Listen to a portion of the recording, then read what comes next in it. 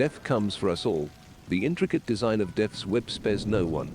It is the inevitable reality we all face someday, some sooner than others. But not all of us are unwary of our demise. Not all of us are fortunate enough to live in blissful ignorance, unaware of our own mortality.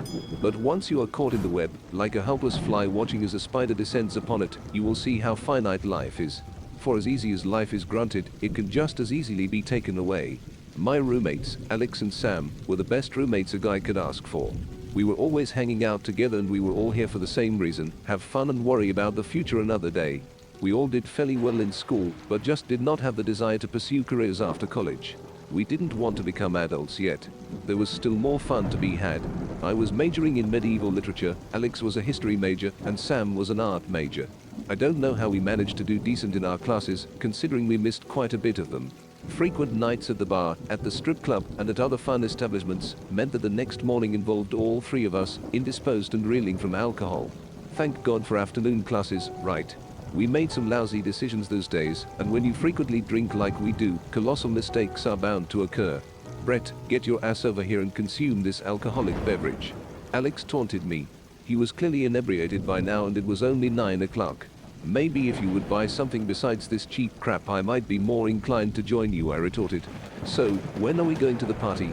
We keep pre-gaming this hard, we might as well invite people here and have our own. In a minute.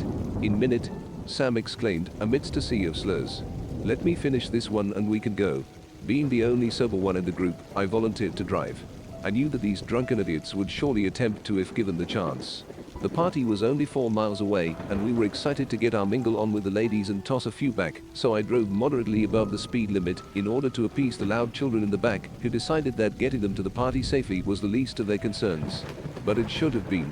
In the midst of all the rampancy in the backseat, I failed to realize that the light was red. A car struck the right passenger side door, causing our vehicle to roll. Panic consumed me as the car tumbled and spiraled into chaos. The car landed right side up, but was barely recognizable from the tumbles. My neck was on fire and I could tell I had fractured my arm. I removed my seatbelt and rolled onto the pavement, taking care to avoid the glass and shrapnel from the now decimated vehicle. I could not see in the backseat from where I was lying and I feared the worst. Were my friends dead? If so, I was responsible for this. That was guilt that I could never live with. That is when I heard it, laughing. Laughing was coming from the backseat, and both doors exploded open like ordnance from Hotzer. You can't take us that easy. That all you got? Alex was in an intoxicated stupor, spouting nonsense that you would not expect from a crash victim. You gotta do better than that, you little shit. Sam joined in on the crusade, both of them yelling into the heavens. Foolish, how could they not be thankful they survived? Instead, trying to provoke the wrath of God. The alcohol had totally consumed them and turned them into walking Neanderthals. I called 911 and emergency crews arrived shortly after. Luckily, the man who hit me was also drunk, so I felt less guilt for the mistake.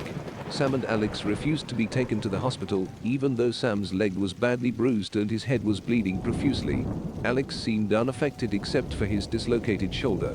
I had several fractures in my left arm, and minor whiplash affected my neck. Considering how disastrous the crash was, we were damn lucky. I sat in the hospital, angry at my buddies for their distracting behavior, and also mad at myself for not taking control. How could I have been so careless? The irony that the mature, sober individual was responsible. At least my roommates had a positive outlook on the situation. I still couldn't believe the nonsense they foolishly spewed at the scene of the accident. But I was just glad we were all alive. I felt like we were given a second chance, and I was grateful I still had my life, unlike my foolish friends. It was an extensive and laborious 3 months until my arm was healed.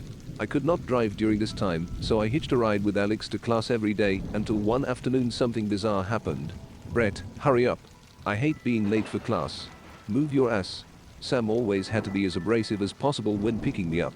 I'm coming. You tried doing anything timely and efficiently with a fractured arm, I replied, hastily and out of breath. Yeah. So how is it feeling? You think it's almost healed? I'm getting tired of chauffeuring your ass everywhere. Alex said quite humorously. It's getting better, it hurts much less than it used to, but the doctor said not to force my recovery. I said. As I was replying, a look of dread consumed his normally collected demeanor. He pulled over, hyperventilating and staring into my rear-view mirror. I have never seen him like this before, and it gave me chills. Brett, look in your rear-view mirror. Tell me I am hallucinating. Alex said, shakily. I looked in the mirror. Objects in mirror are closer than they appear, I said.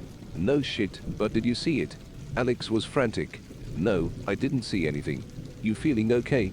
You sure something didn't happen to you in the accident? What did you even see? I was curious to know what spooked him. Alex swallowed hard and began to speak. I saw me. I was just standing there. Then suddenly, my neck slowly started to slit.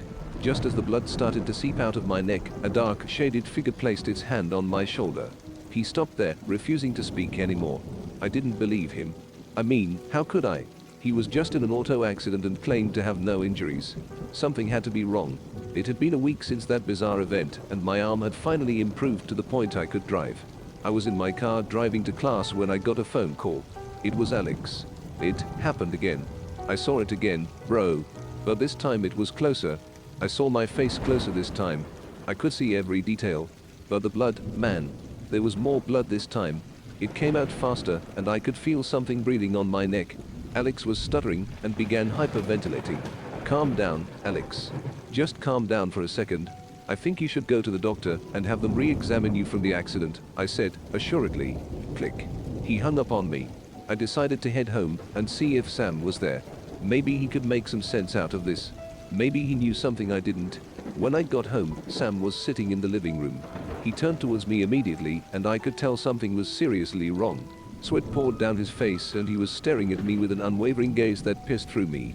The gaze of terror a man feels as he watches an Iron Maiden close around him, unable to resist. I have seen it, Brett. I have seen it too. In my rear-view mirror. I have seen it every day since the first time I saw it. It is all I see now. Sam's voice was shaky and tormented. Seen what? Alex said the same thing. Did you see yourself? I said. I tried to remain calm, as Sam seemed like he would snap at any second. I saw a slit appear on both of my wrists, going vertical. There were tears running down my face as I watched the blood seep out and pool around my feet. Every time I see it in my mirror, the next time it appears closer and closer. Today, it was so close I could see a shade of a figure standing behind me, something I had not noticed before. It has to end, Brett. I can't stand living anymore. I laughed aloud, breaking this repulsive facade. You're right, Sam. It has to end. But it didn't have to be this way. Who are you to defy death? When one evades him, he is grateful. But you spit on his name and openly provoked him. Did you not think that there were consequences for your actions? No matter, the mirror was your harbinger, and I am his arbiter. Sam didn't move as his wrists began to open up, a tempest of blood cascading to the ground. His eyes said betrayal. But it was he who betrayed. He who would dare beguile his savior. A dark shadow enveloped him as his soul was siphoned from his body. I could hear bone breaking and limbs snapping. He slumped to the ground, hollow and lifeless. I disposed of the body, in preparation for the next harvest. Alex would be home soon. I heard the rattle of keys as Alex struggled to open the door. He greeted me in a panic. Brett, thank God you are here. Every day I see myself die, but now something is following me. Everywhere I go, it tries to envelop me. You have to help me, Alex said, struggling to connect his words. Oh, I will. I will help you. I will end this nightmare for you once and for all, I said, maintaining a ghastly grin. Alex's neck began to open up, little by little. You, these visions, it was you. He struggled to talk, gasping as the blood trickled out like sap sliding down a tree. Why? He whispered, at this point unable to speak. I have always been fascinated with medieval art, literature, and culture.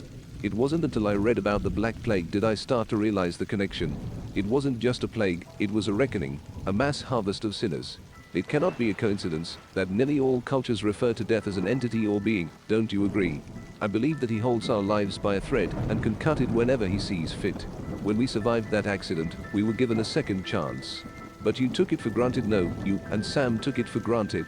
And because of your arrogance, I was chosen to execute his will. I could feel his will coursing through my veins.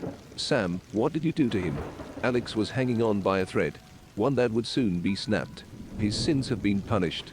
Now it is your turn. Close your eyes and welcome oblivion.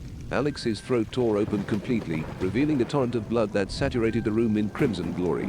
His eyes glared at me with regret and helplessness as he approached his grand finale. I basked in the blood, smearing it across my body as Alex's soul was extracted by the darkness, leaving only a desolate husk. Death comes for us all. But sometimes it isn't our time to go. Sometimes he shows mercy and spares our life. But know this. Be grateful for this opportunity. Cherish your life and know that he has deemed you worthy. But this blessing isn't guaranteed. For as easy as life granted, it can just as easily be taken away.